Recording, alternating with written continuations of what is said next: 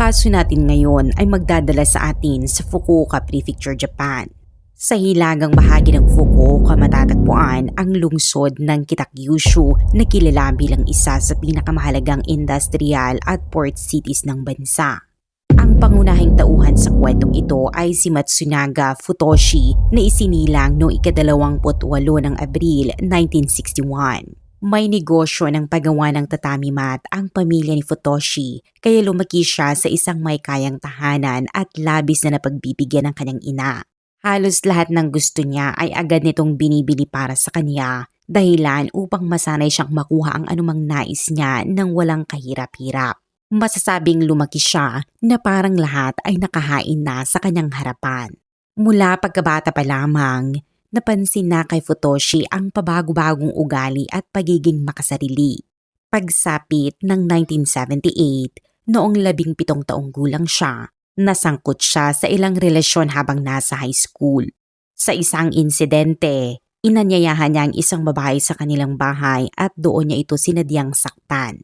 Ilang araw lamang ang lumipas ay kumalat agad ang balita sa buong paaralan, ngunit tila walang pakialam si Futoshi sa nangyari.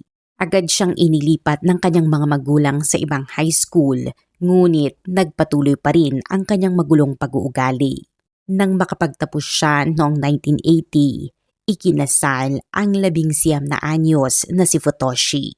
Makalipas ang isang taon, nagkaroon siya ng isang anak na lalaki. Sa panahong iyon, minana niya ang negosyo nilang paggawa ng tatami mat at siya ang naging presidente ng kumpanya. Ngunit sa simula pa lamang ng kanyang pamumuno, nagsimula ng magkaroon ng maraming problema.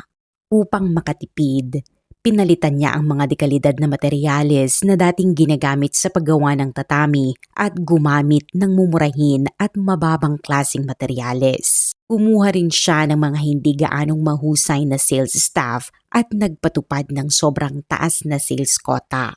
Kapag hindi naaabot ng mga empleyado ang target, pisikal silang sinasaktan kabilang ang pagsuntok, pagsipa at maging pagbigay ng electric shock.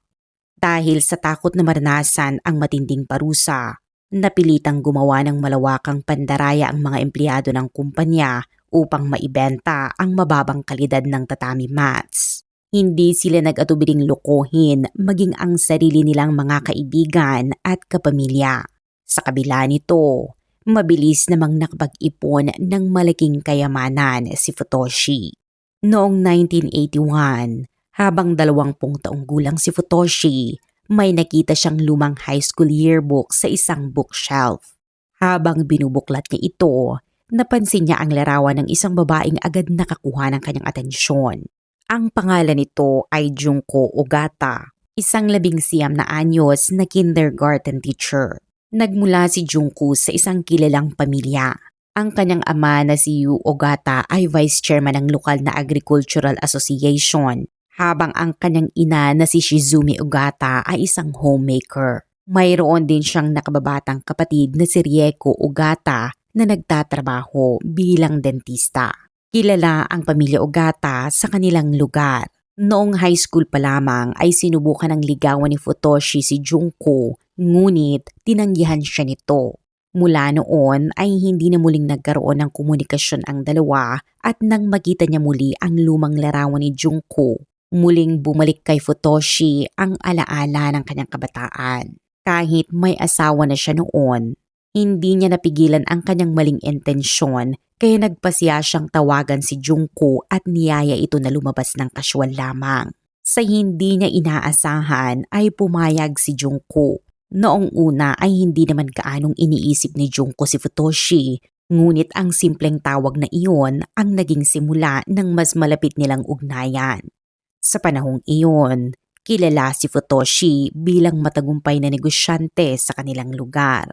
Dahil sa magalang niyang kilos at maayos na pagkikipag-usap, mabilis niyang nakuha ang tiwala ni Junko. Mas madalas nang nagkikita ang dalawa hanggang sa isang gabi ay hinatid siya ni Futoshi pa uwi. Ngunit imbes na dumiretso sa bahay ni Junko, dinala siya nito sa isang liblib na hotel.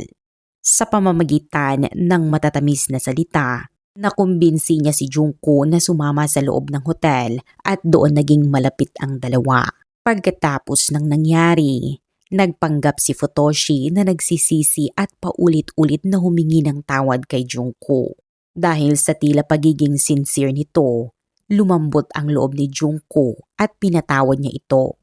Mula noon, lihim nilang ipinagpatuloy ang kanilang relasyon sa loob ng 3 taon. Ngunit noong Agosto ng 1984, natuklasan ng pamilya ni Junko ang kanilang relasyon. Kumuha ng private investigator ang ama nitong si Yu Ogata at doon niya nalaman na may asawa na pala si Futoshi. Dahil dito, galit na galit si Yu at agad niyang inutusan ng anak na tapusin ang relasyon nito kay Futoshi. Ngunit hindi alam ng pamilya Ogata na nakagawa na noon pa man ng plano si Futoshi kung paano haharapin ang sitwasyon. Alam niyang prominente ang pamilya Ogata sa kanilang komunidad at wala silang anak na lalaki kundi 2 babae lamang. Mahusay magbasa ng ugali ng tao si Futoshi at naunawaan niyang malaking bagay para sa pamilya Ogata ang kinabukasan at pag-aasawa ng kanilang mga anak. Kinausap niya ang ama ni Junko at sinabi niyang malapit na niyang hiwalayan ang kanyang asawa upang opisyal na niyang mapangasawa si Junko. Dahil sa kanyang mapanghikayat na pananalita at maayos na pagkikitungo, napapayag niya ang pamilya ni Junko na tanggapin ang kanilang relasyon. Habang tumatagal, isang araw ay hindi sinasadyang nabanggit ni Junko ang tungkol sa dati nitong nobyo habang nag-uusap sila ni Futoshi. Labis naman itong ikinagalit ni Futoshi. Inutusan niya si Junko na ipakita ang kanyang diary at pilit itong pinapaliwanag sa bawat nakasulat doon. Tuwing may nakikita siyang pangalan ng lalaki sa diary, sinasaktan at pinapahiyan niya si Junko. Umabot pa sa puntong sinusunog niya ng sigarilyo ang balat nito upang ilagay ang kanyang pangalan at pinataturin ang kanyang pangalan sa kanang binti ni Junko. Para lamang mapatawad siya, pinilit din ni Futoshi si Junko na tawagan ang dati nitong nobyo, murahin ito at sabihing hindi na sila muling mag-uusap. Nadiskubre ng ina ni Junko na si Shizumi na pisikal nang sinasaktan ni Futoshi ang kanyang anak at labis siyang nabigla rito. Hinarap niya si Futoshi at inutusan itong tapusin na ang relasyon nila ni Junko. Sinabi naman ni Futoshi na hiwalay na raw siya sa kanyang asawa, ngunit sa totoo lang, matagal nang nakita ng kanyang asawa ang tunay niyang ugali at ito mismo ang nakipaghiwalay sa kanya. Sa hindi malinaw na dahilan, naniwala si Shizumi sa sinabi ni Futoshi at nagkasundo silang mag-usap ng pribado sa isang tahimik na lugar. Ngunit imbes na simpleng pag-uusap lamang, dinala ni Futoshi ang ina ni Junko sa isang liblib na hotel at doon niya ito sinaktan. Matapos maranasan ang labis na kahihiyang iyon, hindi na nagawang sabihin ni Shizumi sa kanyang pamilya ang nangyari at dahil natatakot siyang lumaki ang iskandalo, pinili na lamang niyang huwag nang hadlangan pa ang relasyon ni Junko at Futoshi. Ngunit hindi pa roon nagtapos si Futoshi. Sinabi niya kay Junko na sinusubukan daw siyang akitin ng kanyang ina at nagkaroon umano sila ng hindi kanais-nais na relasyon. Ang tunay niyang layunin ay sirain ang relasyon ni Junko sa kanyang sariling pamilya. Pagsapit ng Pebrero 1985, 1 taon ng halos araw-araw na nakakaranas si Junko ng matinding pananakit at pang-aabuso mula kay Futoshi. Dahil hindi na niya kaya ang sitwasyon, nagtangka siyang wakasan ng kanyang buhay, ngunit mabuti na lamang ay nakita siya ng kanyang mga magulang at agad siyang naisugod sa ospital. Bilang isang kilalang pamilya sa kanilang komunidad, napakahalaga para sa pamilya Ogata ang kanilang reputasyon. Ang ama ni Junko ay labis na nababahala na kapag nalaman ng publiko ang nangyari, magdudulot ito ng malaking kahihiyan sa kanilang pamilya. Sa kabutihang palad, naagapan si Junko sa ospital at kalaunan ay nakarecover. Pagkalabas niya ng ospital, si Futoshi mismo ang sumundo kay Junko pauwi, ngunit muli lamang siyang nakahanap ng dahilan upang saktan ito. Tinakot niya si Junko at sinabing kapag namatay siya, Iimbestigahan ng pulis ang sanhi ng kanyang pagkamatay at tatawagin ang kanyang pamilya para sa investigasyon. Hindi pa roon nagtapos ang kanyang kalupitan dahil kumuha rin siya ng mga sensitibong larawan ni Junko at nagbantang ikakalat ang mga ito kapag muling nangyari ang katulad na insidente. Pagkatapos nito, pinilit ni Futoshi si Junko na sumulat ng liham na puputol sa ugnayan nito sa sariling pamilya. Nakasaad sa sulat na ayaw niyang maging biktima ng pamilya Ogata ang kanyang magiging asawa at naaalis siya kapag hindi pumayag ang pamilya na tuluyang putulin ang komunikasyon sa kanya. Kalaunan ay napilitang magbitiw si Junko bilang kindergarten teacher dahil iyon ang gusto ni Futoshi. Sumama siya sa kumpanya nito at nagsimulang magtrabaho bilang accountant. Makalipas ang 7 taon, noong 1992, opisyal nang hiniwalayan ni Futoshi ang kanyang dating asawa habang siya ay nasa France. Sa parehong taon, inakusahan ang kumpanyang gumagawa ng tatami mats na pinamamalaanan niya dahil sa pagbebenta ng mababang kalidad na produkto. Dahil sa galit, ibinuhos ni Futoshi ang kanyang frustration sa mga empleyado at muli niya silang sinaktan at pinarusahan. Unti-unting bumagsak ang performance ng kumpanya hanggang sa lumobo ang utang nito sa humigit kumulang 90 million yen o nasa 14.8 million pesos noong panahong iyon. Kasabay nito, iniimbestigahan din noon si Futoshi ng pulisya dahil sa hinihinalang panluloko at pamimilit sa ibang tao. Nang malaman niya ang tungkol sa mga kasong kinakaharap niya, agad siyang tumakas kasama si Junko mula sa lungsod ng Kurume patungo sa Kitakyushu at doon nagsimula ang kanilang buhay na palipat-lipat at nagtatago. Sa panahong iyon ay nagsilang si Junko ng isang anak. Dahil halos wala na silang mapagkukunan ng pera, gumawa si Futoshi ng panibagong paraan upang kumita. Tinarget niya ang isang babaeng dati na niyang kakilala na tatawagin na lamang bilang Miss A na noon ay may asawa at sariling pamilya na. Nilinlang ni Futoshi si Miss A sa pagsasabing si Junko ay kanyang nakababatang kapatid at siya raw ang nag-aalaga rito bilang isang single mother. Dahil sa mapanghikayat at matamis niyang pananalita, iniwan ni Miss A ang kanyang asawa at isinama pa ang anak upang tumira kasama si Futoshi. Umupa si Futoshi ng 2 apartment sa Kukurakita Ward ng Kitakyushu sa loob ng isang lumang palapag na gusali. Ang isang apartment ay ginagamit para sa pag-aalaga ng mga bata habang ang isa naman ay nagsilbing lugar kung saan niya kinukulong ang mga tao. Sa panahong iyon, naubos na ni Futoshi ang ipon ni Miss A at pinilit pa itong manghingi ng malaking halaga ng pera mula sa kanyang dating asawa at pamilya gamit ang iba't ibang paraan. Sa kabuuan, tinatayang nasa 11.8 million yen ang perang nakuha ni Futoshi mula kay Miss A. Isang araw, bumagsak sa sahig ang ikalawang anak na babae ni Miss A. Nang makita ito ni Futoshi, sinabi niyang aksidente lamang itong nahulog mula sa upuan. Dinala nila ang bata sa ospital ngunit hindi ito nakaligtas sa kabila ng pagsisikap ng mga doktor. Habang tumatagal at tumitigil na ang tulong pinansyal ng pamilya ni Miss A, nagsimula namang saktan at murahin ni Futoshi ang babae. Noong ika-31 ng Marso 1994, dahil hindi na niya makayanan ang malakulungan at mapang-abusong buhay, dinala ni Miss A ang kanyang panganay na anak sa isang hotel at nakiusap sa staff na pansamantalang alagaan ito. Pagkatapos noon ay nagtungo siya sa dagat at tumalon at kalaunan ay natagpuan siyang nalunod. Dahil walang ebidensyang nagpapakitang may nangyaring krimen, itinuring ng pulisya ang insidente bilang isang ordinaryong kaso at hindi na ito masyadong inimbestigahan. Dahil dito ay muling nakaiwas si Futoshi sa pananagutan kaugnay sa pagkamatay ni Miss A. Matapos ang insidenteng iyon, nakilala ni Futoshi ang isang lalaking nagngangalang Kumiyo Toraya na nagtatrabaho sa isang real estate company at may batang anak na babae na si Akiko Toraya. Noon ay nakatira si Kumiyo kasama ang kanyang kasintahan. Pagkatapos nilang magkakilala, madalas silang mag-inuman ni Futoshi sa isang izakaya hanggang sa maging malapit silang magkaibigan. Isang araw, may sinabi si Futoshi kay Kumiyo na naging dahilan upang lubos itong magtiwala sa kanya.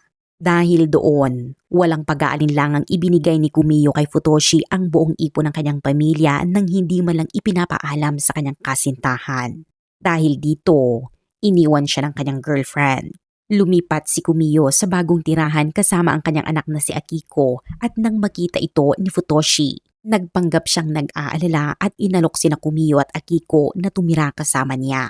Bagamat tumanggi si Kumiyo sa alok, ipinagkatiwala naman niya si Akiko kay Futoshi habang siya ay naninirahan sa dormitoryo ng kanyang kumpanya.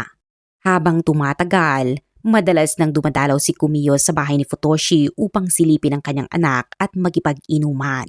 Isang gabi habang sila ay nasa izakaya, sinadya ni Futoshi na lasingin si Kumiyo at nagsimula siyang magtanong kung mayroon ba itong ninakaw na pera mula sa kumpanya nito.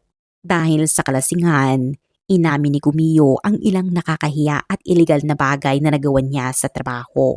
Hindi alam ni Kumiyo na lihim palang inire-record ni Futoshi ang buong usapan. Nang mahimasmasan si Kumiyo, agad niyang naramdaman na may mali.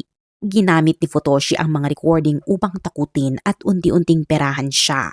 Kalaunan, natanggal si Kumiyo sa kanyang trabaho at dahil wala na siyang ibang mapuntahan, napilitan siyang tumira sa bahay ni Futoshi. Pagdating doon, ikinulong siya ni Futoshi sa banyo ng apartment at inutusan si Junko na bantayan ito. Pinipilit niyang tawagan ni Kumiyo ang kanyang mga kaibigan at kapamilya upang manghingi ng pera habang tinatakot siyang sasaktan gamit ang stun baton kapag tumanggi siya. Kahit matindi ang lamig ng taglamig, manipis na jacket lamang ang pinapayagang isuot ni Kumiyo. Isang pakete lamang ng instant noodles kada araw ang kanyang pagkain at kailangan niya itong ubusin sa itinakdang oras kung ayaw niyang makaranas ng electric shock. Habang tumatagal, lalo pang lumala ang pang-aabuso. Pinilit ni Futoshi ang anak ni Kumiyo na si Akiko na saktan at kagatin mismo ang kanyang ama. Dahil sa walang tigil na pisikal at psikolohikal na pananakit, nagsimulang magsuka at magkaroon ng matinding pagtatae si Kumiyo hanggang sa kumalat ang mabahong amoy sa buong apartment. Dahil sa galit at sa amoy, pinilit ni Futoshi si Kumiyo na kainin ang sarili nitong dumi. Sa ilalim ng ganoong hindi makataong kondisyon, halos imposible nang mabuhay si Kumiyo. Noong ika-26 ng Marso 1996, 4 na taon matapos tumakas si Futoshi papuntang Kitakyushu at ilang buwan matapos ikulong si Kumiyo, tuluyan na itong bumigay sa matinding pisikal at mental na pagod at namatay dahil sa heart failure sa loob ng banyo. Nang matuklasan ni Futoshi na patay na si Kumiyo, inutusan niya ang anak nitong si Akiko na gawin ang isang bagay na hindi dapat maranasan ng kahit sinong bata. Pinilit niya itong kagatin ang katawan ng sarili niyang ama. 10 taong gulang lamang noon si Akiko at labis siyang takot kay Futoshi dahil alam niyang makakaranas siya ng electric shock kapag siya ay sumuway.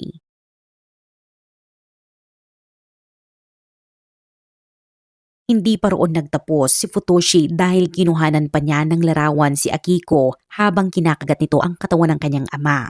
Pagkatapos ay sinabi niya rito na namatay ang kanyang ama dahil sa kanya at nakapag-inimbestigahan ng pulis ang kaso.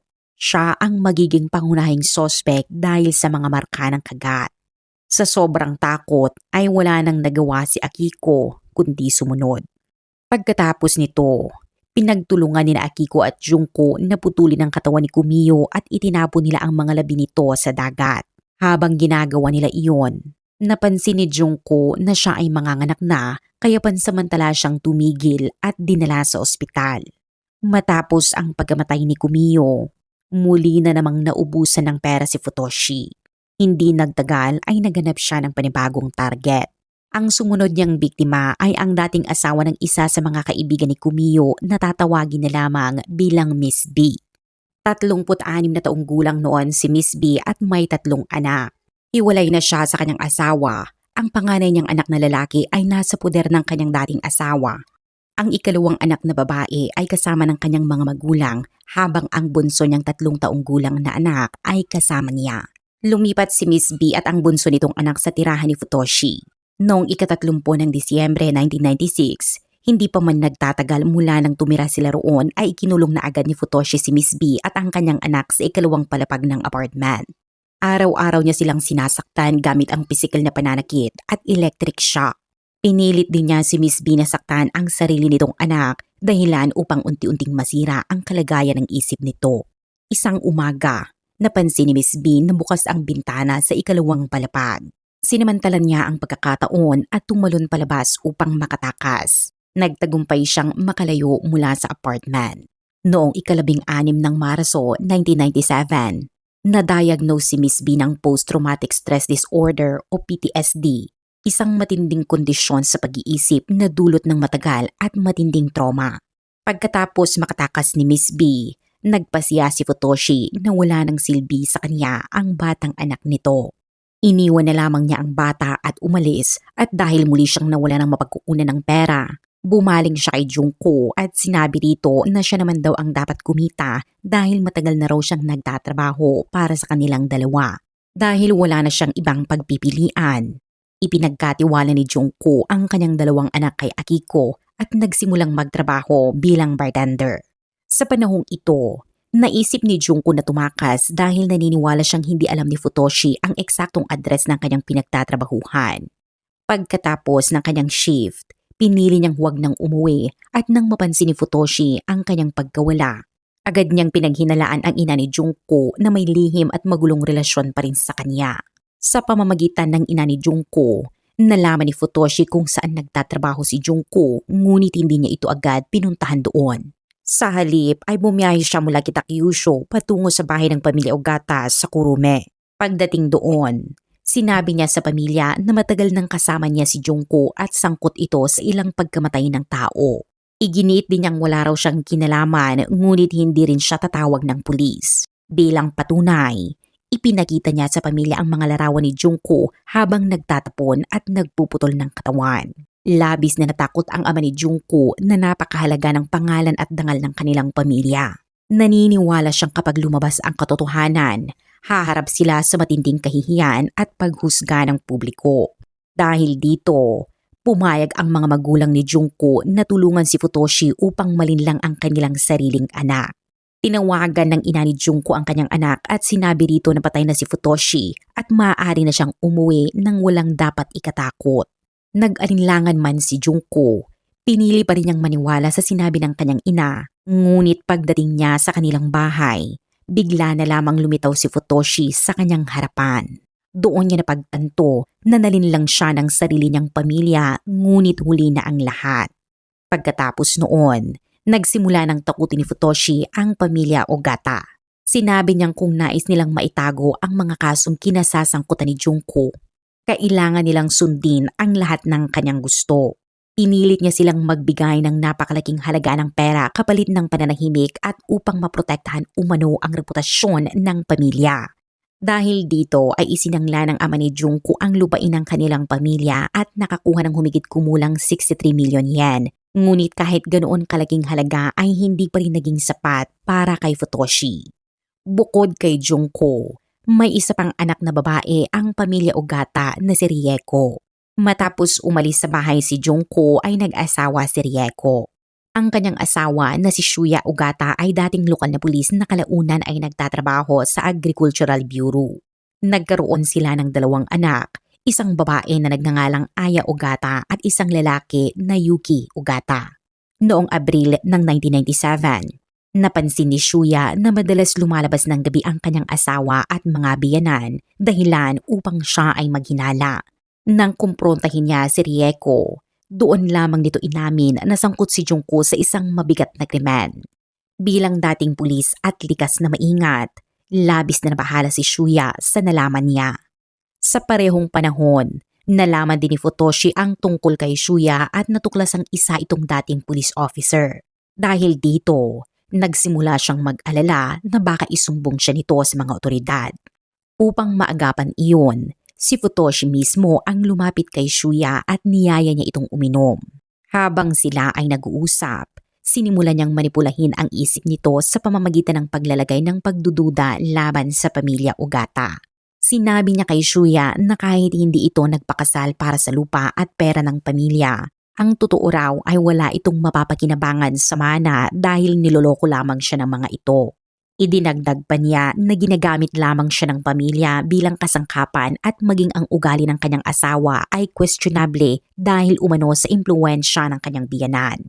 Hindi pa roon nagtapos si Futoshi. Gumawa pa siya ng kwento at sinabing nagkaroon daw sila ng relasyon ni Rieko noong 14 na taong gulang pa lamang ito kahit hindi pa niya raw alam noon kung sino ito. Iginiit pa niyang nagpalaglag si Rieko bago ikasal kay Shuya at pagkatapos ng kasal ay nakikipagrelasyon pa raw ito sa ibang lalaki ng palihim.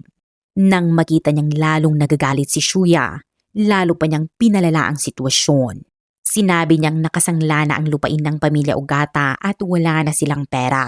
Upang magmukhang totoo ang kanyang mga sinasabi, nagpakita pa siya ng mga pekeng dokumento. Dahil naniwala sa lahat ng kasinungalingan ni Futoshi, tuluyan nang nakumbinsi si Shuya. Gabing iyon, labis siyang nalasing at pag-uwi niya sa bahay ay marahas niyang sinaktan ang kanyang asawa at mga biyanan. Mula noon ay nagsimula ng masira ang relasyon ng 4 na miyembro ng pamilya. Sa mga sumunod na linggo, patuloy na naghasik ng hidwaan si Futoshi sa loob ng pamilya Ogata. Lalong lumalim ang kanilang pagdududa at kawalan ng tiwala sa isa't isa.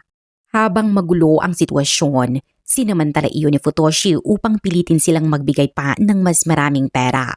Dahil halos maubos na ang kanilang pera, napilitan ng pamilya na mangutang sa mga kaibigan at kamag-anak. Naisipan pa nilang ibenta ang lupain ng lolo ni Junko ngunit tumanggi ang matanda. Habang dumarami ang kakaibang pangyayari sa pamilya Ogata, nagsimulang maghinala ang kanilang mga kaibigan at kamag-anak na may seryosong problemang nangyayari. Dahil sa pag-aalala, ipinagbigay alam nila ito sa pulisya. Nang dumating ang mga otoridad sa bahay ng pamilya Ogata, nagtanong sila tungkol kay Futoshi na noon ay pinaghahanap na dahil sa mga kasong panluloko at iba pang krimen, ngunit dahil mas pinapahalagahan ng pamilya ang kanilang reputasyon, itinago nila ang katotohanan at patuloy pa rin nilang pinoprotektahan si Futoshi. Pagkaalis ng mga pulis, minanipula ni Futoshi ang buong pamilya at pinaniwalang kailangan nilang lumipat sa Kitakyushu upang maiwasan ang mas malaking iskandalo. Pagdating nila sa Kitakyushu, agad na ikinulong ni Futoshi ang pamilya Ogata at nagpatupad ng mahigpit na patakaran. 1 beses lamang sila pinapayagang kumain bawat araw, bawal magsalita ng walang pahintulot at kailangan pang magsulat ng request bago gumamit ng banyo.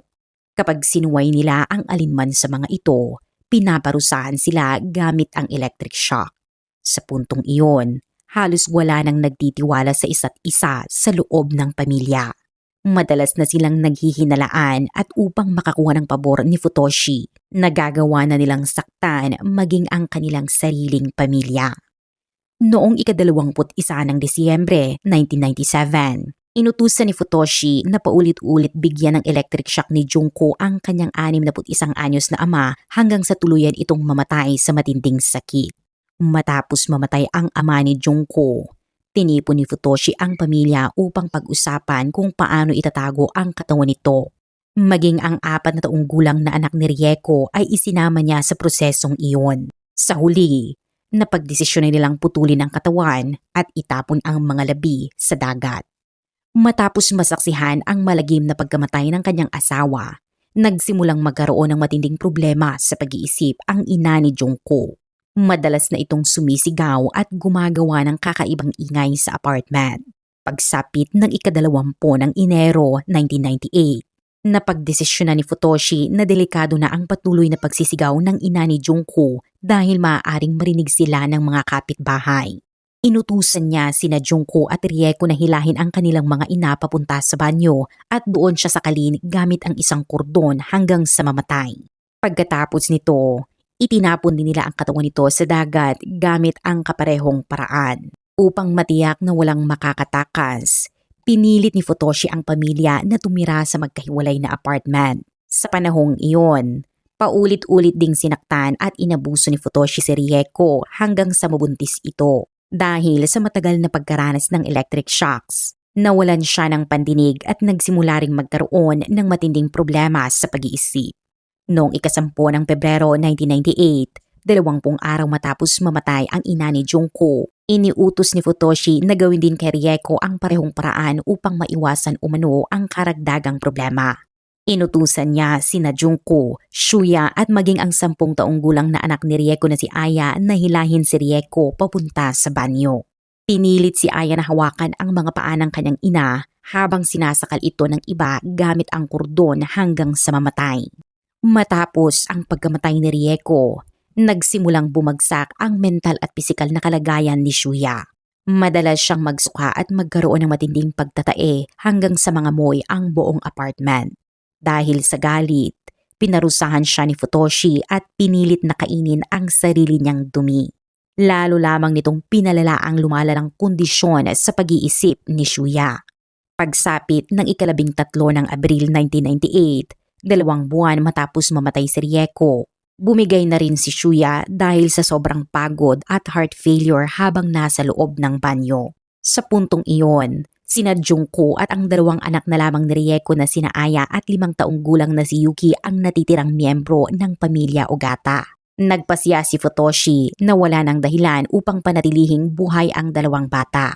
Noong 17 ng Mayo 1998, inutusan niya si Aya na saktan ang sarili nitong nakababatang kapatid na si Yuki sa loob ng kusina.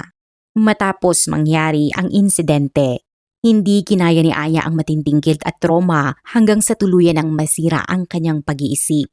Pagkatapos noon ay muli siyang pinahirapan ni Futoshi gamit ang malalakas na electric shock sa kanyang mukha. Makalipas ang 1 buwan, noong 7 ng Hunyo 1998, tuluyan namang nasawi si Aya matapos siyang bigyan ng electric shock ni Junko at Akiko, ang anak ni Kumiyo, sa utos ni Futoshi. Pagkatapos mamatay ni Aya, sinabi ni Futoshi kay Junko na kung hindi lamang daw ito nagtangkang tumakas noon, hindi sana nangyari ang lahat ng iyon. Sa loob lamang ng 6 na buwan, 6 na miyembro ng pamilya Ogata na magkakamag-anak sa dugo ang sunod-sunod na namatay sa iisang silid. Sa buong pangyayari, bihirang direktang gumawa ng aksyon si Futoshi. Sa halip, minanipulan niya ang ibang tao upang sila ang gumawa ng kanyang kagustuhan. Karamihan sa mga katawan ay pinutol at itinapon sa dagat at ang isang dating tahimik at masayang pamilya ay tuluyang naglaho dahil sa kanyang kontrol at manipulasyon. Marami ang nagtaka kung paano tuluyang nakontrol ni Futoshi ang pamilya Ogata. Dahil dito, ikinumpara ng ilan ang kanilang sitwasyon sa Stockholm Syndrome o Hostage Syndrome, isang psychological condition kung saan unti-unting nagkakaroon ng tiwala at dependency ang mga biktima sa mismong taong umaabuso sa kanila. Sa matinding takot at manipulasyon, nagagawa ng mga biktima na sundin at minsan ay tulungan pa ang kanilang abuser, dahilan upang maituring ang pamilya Ogata bilang isa sa mga kilalang halimbawa ng ganitong kondisyon. Makalipas ang ilang panahon, nakilala ni Futoshi ang isa pang babae na tatawagin na lamang bilang Miss C na may 2 anak na babae at kalaunan ay tumira rin kasama niya. Nakuha ni Futoshi ang humigit kumulang 25 milyon yen mula sa babae bago ito bigla na lamang nawala sa misteryosong paraan at hanggang ngayon ay hindi pa rin alam kung ano talaga ang nangyari rito. Nanatili naman kay Futoshi ang 2 anak ni Miss C hanggang sa mabunyag ang kaso. Noong madaling araw ng ika-6 ng Marso 2002, hindi na kinaya ni Akiko, ang anak ni Kumiyo, ang matinding pagpapahirap kaya siya ay tumakas habang natutulog sina Futoshi at Junko. Matapos makalayo, siya ay humingi ng tulong sa kanyang mga lolo at lola na nakikipag-ugnayan sa pulisya. Noong una ay nagduda ang mga pulis sa kwento, ngunit nagsagawa pa rin sila ng investigasyon. Pagdating nila sa apartment na tinutukoy ni Akiko, wala ra noon sina Futoshi at Junko dahil agad din silang tumakas nang malaman nilang nakalaya si Akiko. Hindi nagtagal ay may lalaking nagpakilalang Miyazaki ang tumawag sa mga lolo at lola ni Akiko at humingi ng 5 milyon yen bilang kabayaran umano sa pagpapalaki rito sa loob ng maraming taon.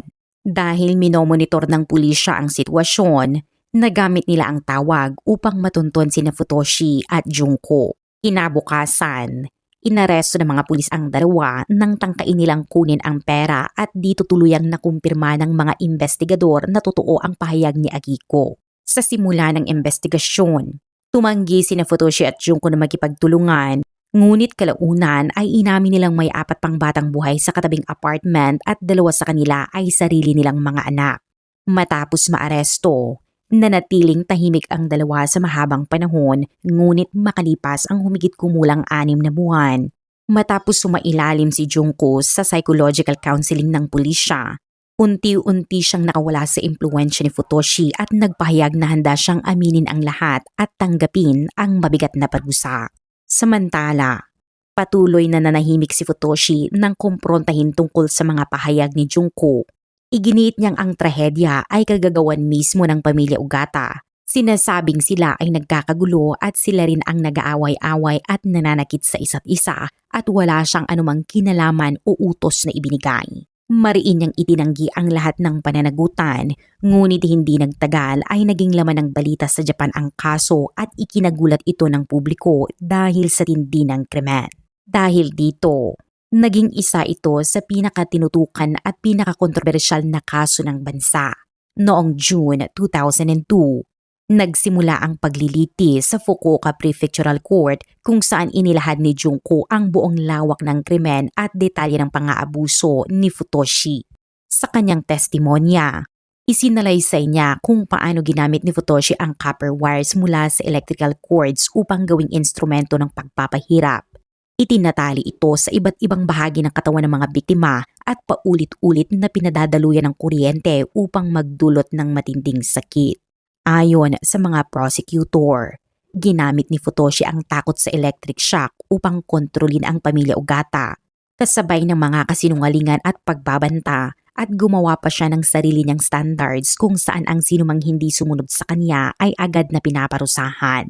Dahil dito ay napilitan ang mga biktima na mag-away, magtaksilan at gumawa ng karahasan laban sa isa't isa upang makaiwas sa parusa.